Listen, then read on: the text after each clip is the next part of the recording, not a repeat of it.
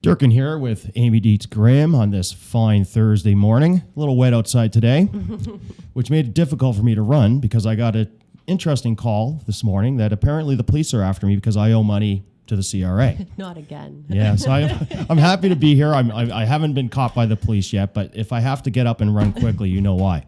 Got it. Well, it leads us into the topic. Today we have Teresa Lesyk from the National Client Group who will be joining us. We're going to be talking about fraud and fraudulent activity. And given the current market environment, generally you see an uptick in the amount of calls and emails that will take place. So I'm not surprised you got a phone call. I've had several wonky emails come through, but we'll turn it over to Teresa next and we'll get some great tips from her. Coming up next.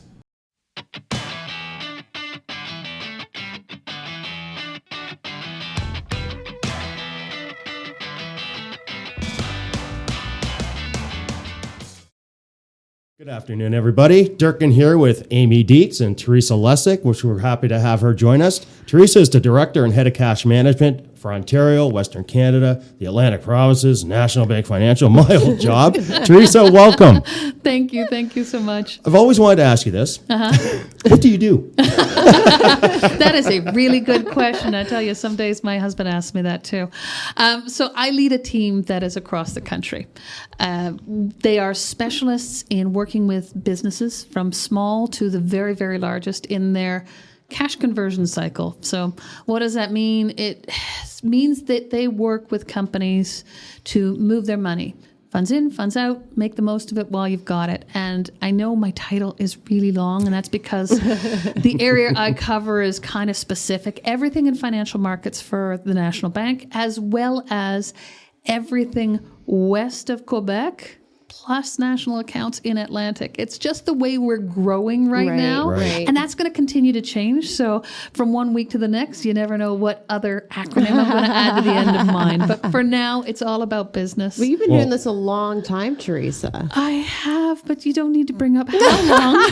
No, I have. I was a little baby banker in the late 90s and have been doing cash management across the country for over 20 years. And that's why we're excited to have you today, because we know we're gonna be talking about an interesting topic, and we know you've seen the world around banking evolve over time. So it's going to be, I think, an interesting topic today. Yeah, and one of the things that doesn't change in time is the willingness of some people to defraud other people of their money. And I just wanted to ask you, it was interesting, you see different types of fraudsters appear in varying ways, but there's really two main types, I think. Yeah. What would they be? Yeah.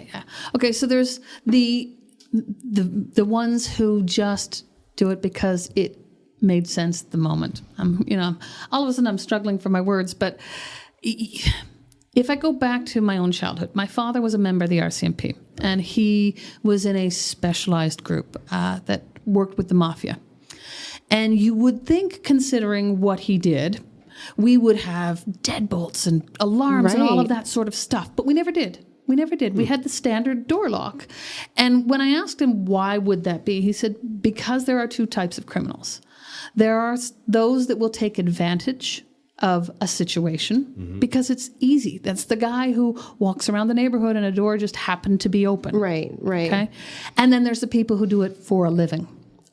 And the people who do it for a living, your door lock, your deadbolt, your alarm is not going to stop them. It's not going to work, right? So you just need to make things difficult for the people who are just going to take advantage of the easy.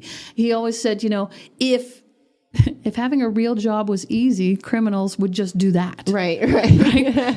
There's a certain amount of the population who are committing crimes, committing fraud because of just the situation that they're in. Right? And so as we go into what's potentially a recession, as we go through a pandemic where it was very financially difficult on some people, that sees an increase in fraud because there are people who are desperate for money. And so they will do the easy things to find money. But that's not a career criminal. That's a different animal completely. Well, it brings to mind for me, the old adage, the criminal mastermind. but that's not really true, is it? Like most criminals are probably, falling on the left side of the normal curve in terms of intellect, aren't they? Well, Not Or are they? Not necessarily. Not Okay. necessarily. So, like I said, there's definitely two buckets. Right. Right? When we talk about Canada, it is a very safe place to be because we trust our police forces. We can trust the laws. They are built to protect us. We know that. So the criminals that you're going to get in Canada, in most cases, are the ones who just take advantage of the situation. Right. It was already there. Yeah. However, we're in a global economy. We all know that those phone calls, those emails can come from anywhere. And no, it is not the Prince of Kenya that is sending you an email. Note that, Joelle, please. These can come from anywhere. Right. So there are people in this world who make a living out of ripping people off. Right. You can see things like the phone farms in China, where they just have cell phones that run on a computer and are just constantly calling out. Ukraine used to be bad for that. We all know about Russian hackers. We've all heard of that. Yeah. But I would caution against the word hackers a little bit because it implies one thing, and usually what they're doing is something different from that. Right. It seems like it's gotten more sophisticated too over the last little while. Like I know we've had many of emails come into our own inbox and we have protocols here to make sure that how do we catch those things. But they come in as if they're writing just like the client using the same terminology. Yeah. And, our protocol is an outbound call to make sure that that truly is. But it's shocking how sophisticated they're getting. Absolutely. 20 years ago, we all knew, if they can't spell, hello the spelling properly, errors, the obvious. Yeah. They haven't capitalized things and the sentence doesn't make sense. But we know that. They're also human beings. Yeah. Which means somebody has said to them, are you kidding me? You didn't even write this properly. How would I? Oh, I didn't? Oh, how do I fix that for the next time? Right. They're constantly test, refine, just like anybody else is. Right? So they have gotten better. Absolutely. There's lots of stuff. But there's still the simple things that you can do to protect yourself. First one being be skeptical. Right. Right? Oh, and like you said, we've got protocols within the bank when we hear to ask the question. But you have to constantly be asking, does it make sense? I'll give you another example. I think I had mentioned this one. Again, my dad, because he's just a source of great stories. So he got one of those phone calls. Grandpa, it's me. I've been arrested. Oh, right. Which doesn't make sense because my kids don't call him Grandpa. Right. But still, my dad went, okay, kiddo, where are you? I've been arrested. Let me talk to the arresting officer. Right? My dad's ex-RCMP. He knows what to say. And he kept pushing, talking to the arresting officer. And I can't even remember what this guy was saying. And my father kept saying, I want to know what you've charged him under. I want to know where you are. I'm driving to where you are right now. No, we just need the money. No. I'm driving to where you are right now. Tell me what detachment you're in. Which police force is this? So the wrong call to the wrong person on that one. The wrong guy. Yeah. It was the wrong guy. Right. So he kept pushing and eventually obviously went. But while that was happening, my mother was frantically texting me saying, do you know where your son is? Right. Yeah. I'm like, he's sitting beside me. He's fine. Yeah. But, you have to be skeptical. You have to ask the questions. Don't just instantly jump to the... Yeah. Well, we've all seen the CRA ones, right? Oh, and yes. those ones can come off scary. Like if you don't answer this and such a time, you're going to end up in jail. And it's like, what is happening? Absolutely. And it's shocking the stuff that they will, but that's what social engineering is, right? When we use the word hacker, it implies that someone is, like on CSI or whatever, someone's sitting at their computer going, tick, tick, tick, tick, tick, tick, and they're breaking into your computer. Right. No, they're not breaking into your computer because that takes way too long. Right. Your online banking has 128-bit encryption. So that's like 128-piece long password with uppercase, lowercase, numbers, letters, all that stuff. You're never gonna hack into that. Right. But a much easier way is to trick somebody just to let me in the door. Right. Right? Whether it's, Grandpa, I need help. Or I'm going to send something to trick you into thinking, Giving that password. Call this number and give me your password because I think you've got a problem. I think we've all seen that one. I've gotten the text that says, hey, your account at this bank is about to be closed because we've noticed you did X, Y, and Z. Call us right away. Well, I don't have an account at that bank. Right. So this doesn't make any sense. But are they in those cases, Teresa? Are they just fishing to Yes. see if you happen to have an account there Yes. so that you panic out? Yes. Like, it's like that random Absolutely. like 4 out of 5 will say, well, I don't bank there. One goes, yes, I do. You go in there They and then click you're it and away they go. Law trouble. of averages. Yeah. Right? So that's where we go back to those phone farms or the other, these really are farms. They call it phishing, vishing, smishing. I know this sounds silly. Phishing is the emails. I'm just going to throw out a wide net of thousands of emails and hope that one person hits it. hits it. Yeah. Hits it. And you know what? I'll admit it. I've even done it before. I was not paying attention. I'm talking to my husband. Email comes in. Click on the thing. Oh, no. The moment that was not smart. And it was my Visa, and I had to call Visa. I'm like, yeah, this is what I do for a living, and I'm apparently not that bright today. So I need you to cancel my But Visa. it can happen to anybody, right? Absolutely. And it's funny because it's. I wonder how much Canadians are aware of this. You know, in terms of their vulnerability. Like TD recently did a study where they asked Canadians, how vulnerable do you feel in banking fraud? And only 13% of respondents came back and said they're vulnerable. Now, one thing that we talk about in the martial arts, your son's very good at, he would serve to the same mantra, is we call it be alert, be alive. Yes. But are Canadians really alert to this? I would say no. So I'm going to meter that. As I said, Canada's safe. Our laws are good. Our police forces are good. You can trust them. Right. Generally speaking, you can trust the people around you, but you also, when times are good, it's easier to rely on what's happening. When times are rough, there are people who need money. Right. Right? So you always got to keep that in mind. Yeah. But you have to be aware all the time. Yeah. All the time, because it's easy to happen. And when it does happen, even if you're not 100% sure, did it happen? Pick up the phone, call your bank, call a person that you know. I think call that's a human really you know. good point. It's having a relationship so that you can pick up the phone, somebody you know, someone who knows you, to say, Critical. hey, I got this weird email. Is it real? Critical. Because your banker can check into that Yes. for you to make sure, yes, this is real and I know you and you know me. We've got a relationship. Yes. So this virtual thing, we still have to build those relationships with your banker. Well, it was Absolutely. interesting. We were talking to some of our colleagues at 1859, which is our private bank, and they talked about the embedded fraud protection they have, and half of it is exactly what you described. They have Right. such an intimate relationship with their clients. If You know something them. untoward happens in their file, the call's going outbound to them to Yeah. Yes. confirm it, just like what we do on our side. Yeah, And exactly. that's a first step. It's pretty unsophisticated, but it works. Absolutely. The reality is the bank sometimes does have to send you, hey, dear customer. letters. Right. We do. Because sometimes we need to communicate with thousands of people all at the same time. There's a change coming. There's something new, cool, wonderful that you need to know Right. about. We do have to send that stuff out. When in doubt, call someone you trust. Absolutely. Yeah. No. You know, that's the easiest thing to do. So are we safe in Canada? Yes. Is every person safe every moment?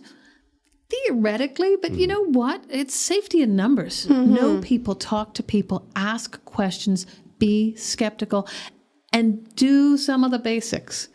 Avoid checks where you can. Checks remain the number one type of fraud anywhere because they're Interesting. super Okay. easy. They're super easy to reproduce a check. Right. Right. So anybody know with that. a printer, Yeah. anybody with a printer can My print a favorite check. movies was Catch Me If You Can. You'll Yes. remember all the checks that Yes. young guy did. Yes, Still DiCaprio. to this day, it still checks. Interesting. And you know, the bottom of your check has your bank account number on it. Right. I mean, it's right there. Right. So don't leave your checkbook laying around. How many of you have your checkbook sitting in your junk drawer?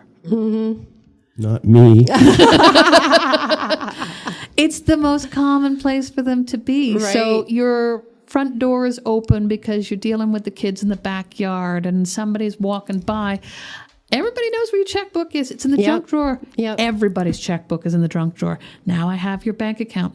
When people think about stealing stuff like that, we all think, oh, they're after my money. Right. Well, I mean, they're not after my tens of dollars. Right. Like, that's the reality. You're not going to get very far if you're just stealing my money. Right. What they really want is your reputation.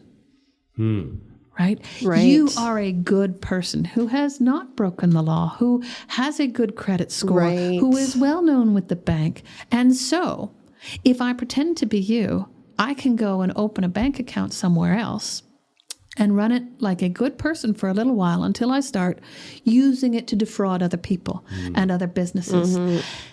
So identity theft is very, very bad. It's very difficult to deal with, but talk to anybody who's dealt with it.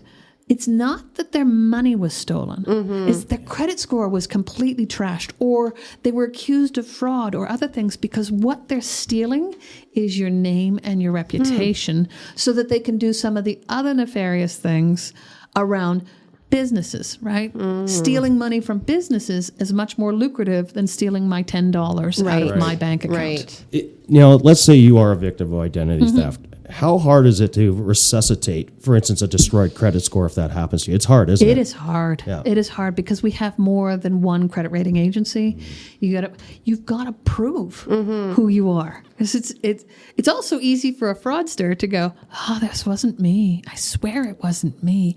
It was So the victim is left proving a negative, right. Yeah. right, which is very hard to do. Right. Yep. So when in doubt, protect yourself.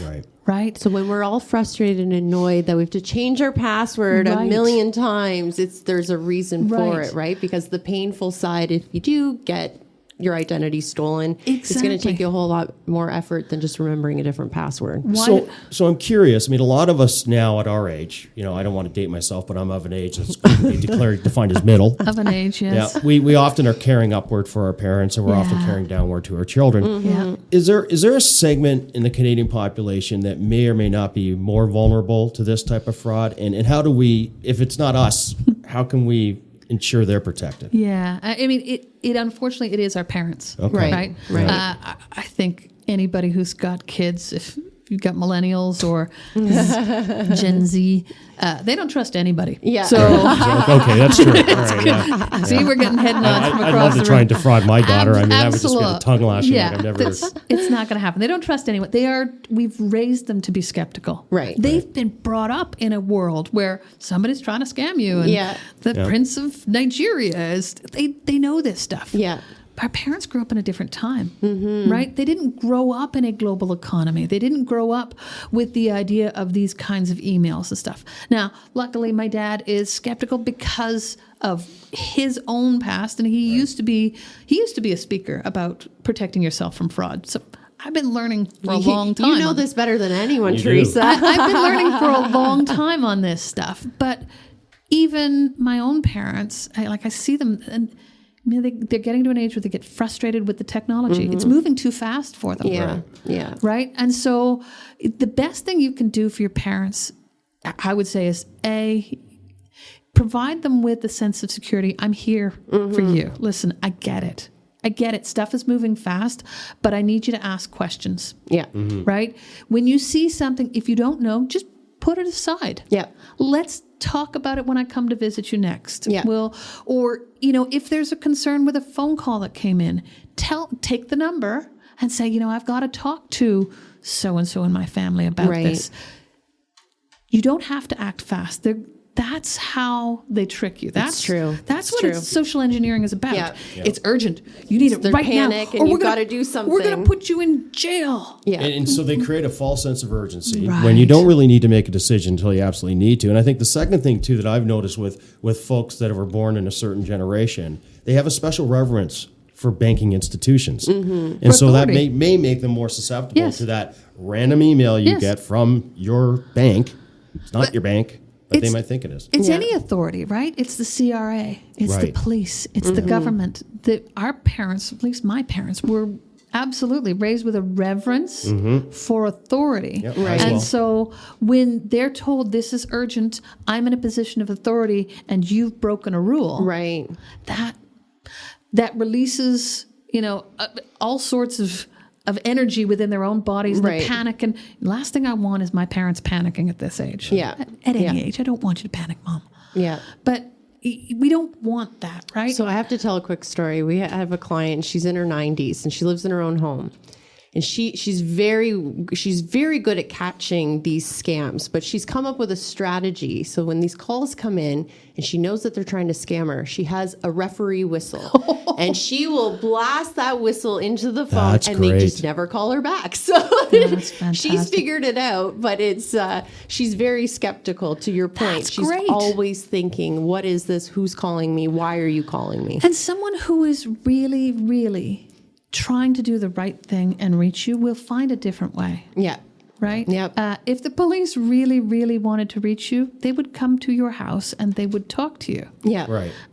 If someone really needed to talk to you about your taxes, you're going to get a letter from the CRA. You're Right. not going to get a random phone call. Yeah. I love those ones. This is the CRA. You are in trouble. But I'm not going to I'm not saying your name. Right. Right. There's 4 people who live in this house, but it's just happens to be me that's in trouble. Yeah. It doesn't actually make any sense. Right. But I get where people get afraid. Yeah. Right? So you Well, just you've made some good points today. Being skeptical, having a relationship with the banker so that Yes. you can ask the questions. Yes. Mhm. And then, of course, making sure you're not leaving those opportunities Right. open, right? The Right. checkbook, the passwords, the obvious things that just make it too easy for them. absolutely. Because unfortunately, it doesn't sound like, Teresa, we can stop it. Like it's No. always good. It's going to be like it's going to be here till the end of time. Yep. People will always take advantage of the easy. Yeah. If your password is sitting on a sticky note on your Yep. computer and it says Password. bank password, Visa password, like those, Yeah. that's not wise. Yeah. Right. There's a million reasons somebody could be in your house. Maybe Right. it's, somebody's fixing the ceiling. Could be Yep. could be a million reasons, and they could be wonderful people. Most people are Right. wonderful people, but all it takes is once. Yes. So do the basics, protect yourself, be skeptical, have a relationship with your banker. When in doubt, talk to somebody else. There's lots of ways you can protect yourself, but the most basic one is take a deep breath. Take a deep breath. You're going to be fine. We live in an amazing country. We have lots of resources around us. We have lots of people who care and want to help. So just breathe. You're going to be okay. Thank you, Teresa. Thank you so much. I think that gives us all, some good food for thought and things we need to think of going forward. And appreciate you making the time for it today. No, this is super fun. Hopefully we can have you back and we'll talk about maybe how fraud can affect businesses. I would love to do that. That'd be great. Great. Thank you, Thanks Teresa. again. Thank you. Till next time. Well, Amy, that was quite an interesting conversation with Teresa. And, I feel a little bit better. I don't know about you. A lot of great tips. A lot of great tips. And what's interesting is that some of the best defenses are actually very reasonable and easy to execute. It's true. I thought it was interesting talking about those who are most vulnerable because sometimes you lose sight of that in terms of being your parents, your children, and so forth. What I thought was interesting when Teresa touched on our children and their group, they're already skeptical. So true, that's good. yeah. They're going to be more hard to be subject to fraud, but we have to be somewhat mindful of our parents as we go forward. So I thought that was great. Thank you again to Teresa for joining us, and until next time, everybody, we're going to sign off.